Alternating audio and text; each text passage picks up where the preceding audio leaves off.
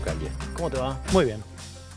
Muchas aristas de relación entre la justicia y la economía. Déjame empezar por una muy de corto plazo, que es lo que está mirando el mundo económico, que es el potencial caso que si llega a la Corte Suprema del reajuste de la fórmula indexatoria de diciembre. Sí. Que si falla en contra del gobierno tendría consecuencias, digamos, bastante difíciles para la economía, digamos, ¿no? Ahí hay otro tema, ¿no?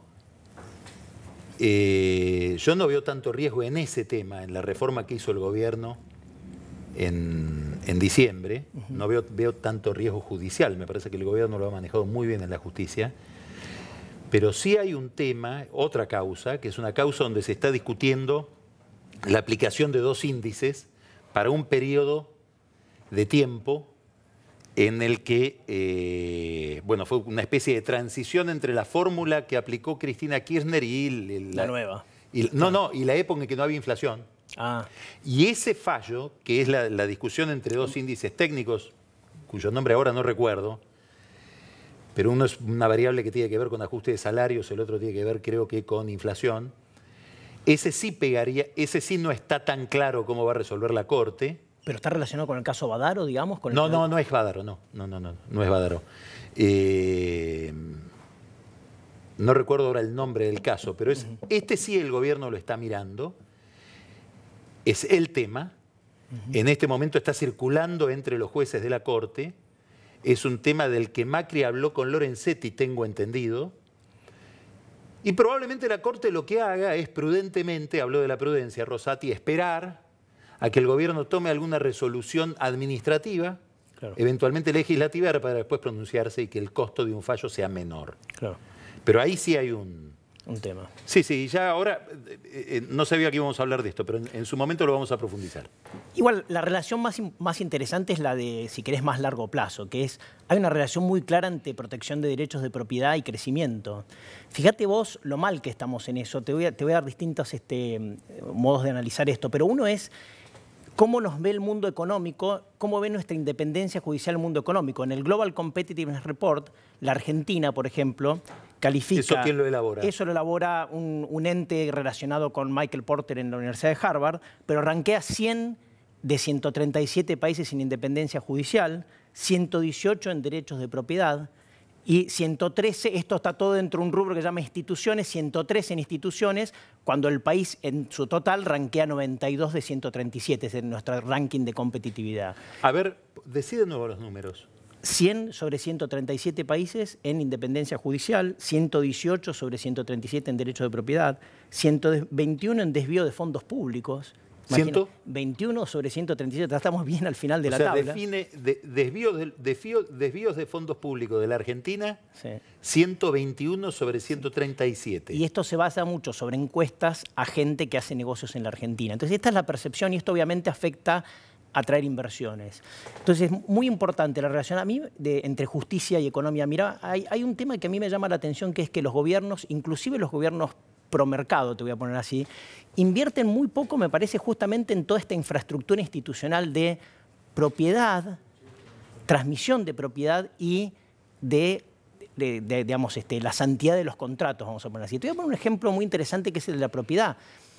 No sé si conoces a Hernando de Soto, el economista peruano, claro. El misterio del capital. Básicamente él dice, en Latinoamérica no es que hay muchos pobres, es que hay mucha gente que no tiene título de propiedad sobre su casa, con lo cual al no tener título de propiedad no puede hacer un montón de transacciones económicas que en otros países hacen.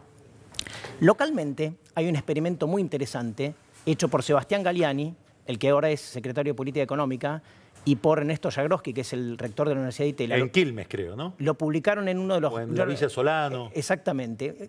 ¿Lo puedo contar? Es muy interesante. Sí, es muy interesante. Muy interesante. Mira, una serie de un montón de gente usurpadores sobre un terreno, ¿sí?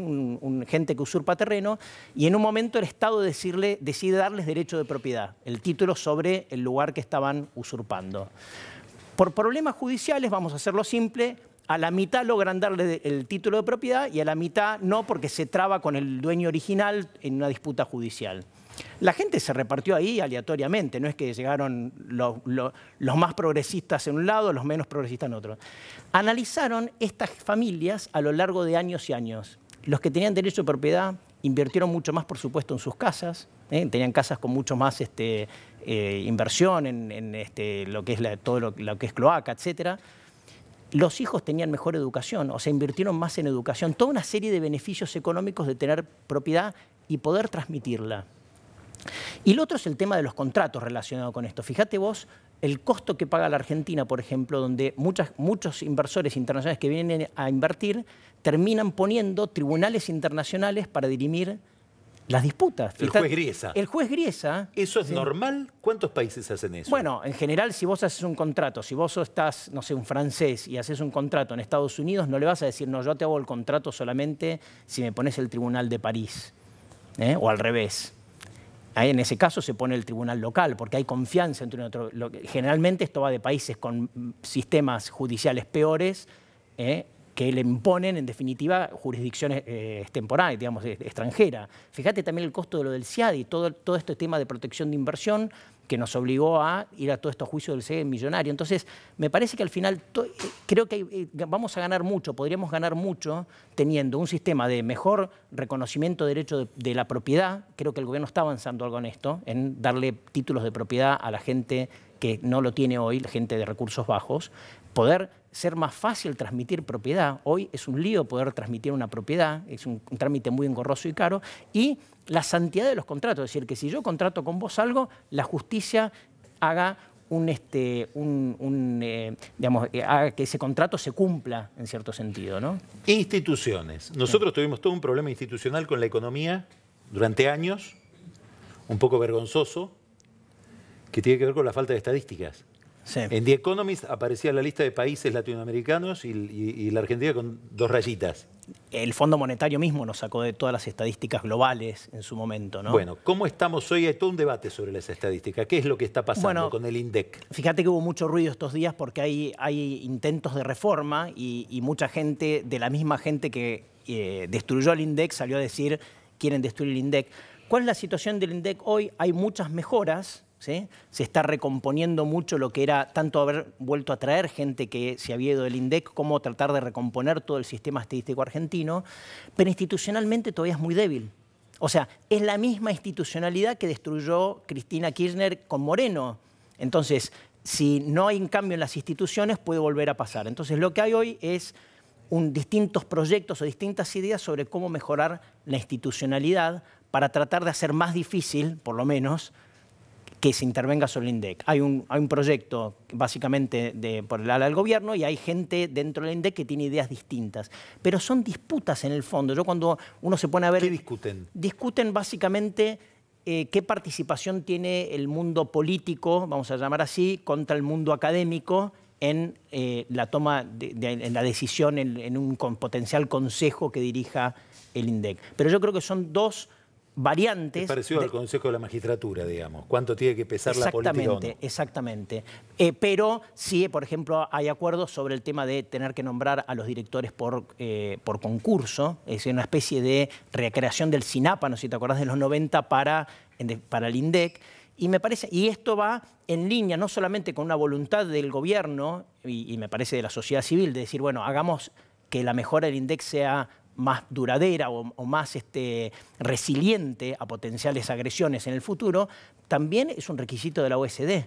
Si queremos entrar a la OSD necesitamos un montón de cosas, necesita hacer la Argentina, entre otras mejorar la calidad y la institucionalidad de sus estadísticas. Datos, ya que nombraste a la OSD, daría la impresión de que podría suceder el 18 de mayo que se incorpore a la Argentina, no como miembro pleno, sino que se le dé la posibilidad de iniciar el largo proceso claro, junto con Rumania. Brasil iría después de las elecciones de Brasil, 18 de mayo.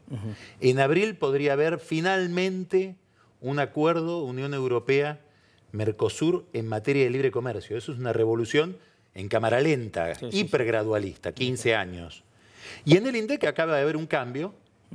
Se fue Fernando Cerro, que es un gran experto en cuentas nacionales. En cuentas nacionales, en estadísticas, santiagueño, alegó problemas de salud por problemas que ha tenido últimamente el doctor Cerro y fue reemplazado por otro santiagueño, Pedro Línez, que tiene una peculiaridad.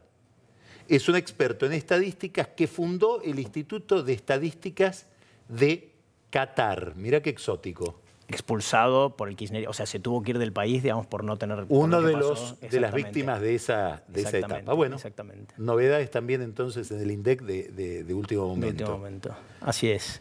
¿Tengo unos minutitos más? Un minuto. Un minuto. Fíjate que el Banco Central básicamente endureció su postura nuevamente. Viste que viene una disputa, se endurece, le cambian la meta, afloja. Sí. Se volvió a endurecer, diciendo en el último comunicado, estamos listos para subir la tasa de interés, o sea, volver a subir la tasa de interés, si es que la inflación no baja después de abril. Ellos avisan, la inflación de marzo viene alta, la inflación de abril también va a venir alta porque vienen aumentos de gas y otras tarifas. Si después de abril no baja, estamos listos para subir la tasa. Fíjate vos qué interesante que hay una... Esto justo sale cuando hay una encuesta de isonomía, básicamente, donde le preguntan a la gente, ¿cree usted que el gobierno de Macri logrará controlar la inflación? Para septiembre, 56% decía que sí, 39% que no. Para febrero, el 38% que sí.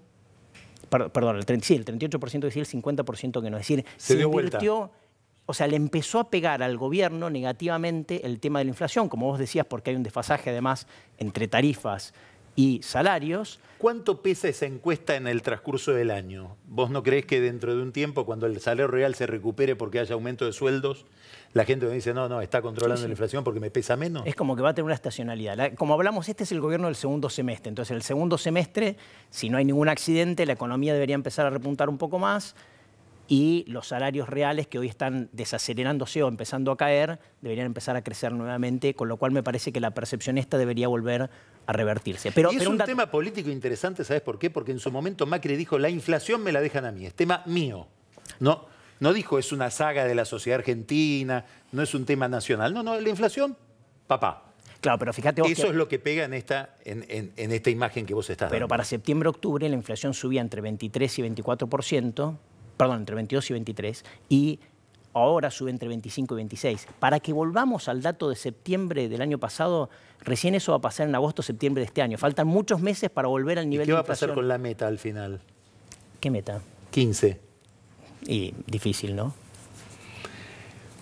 Muchas gracias. Marcos Buscaglias, con un final escéptico.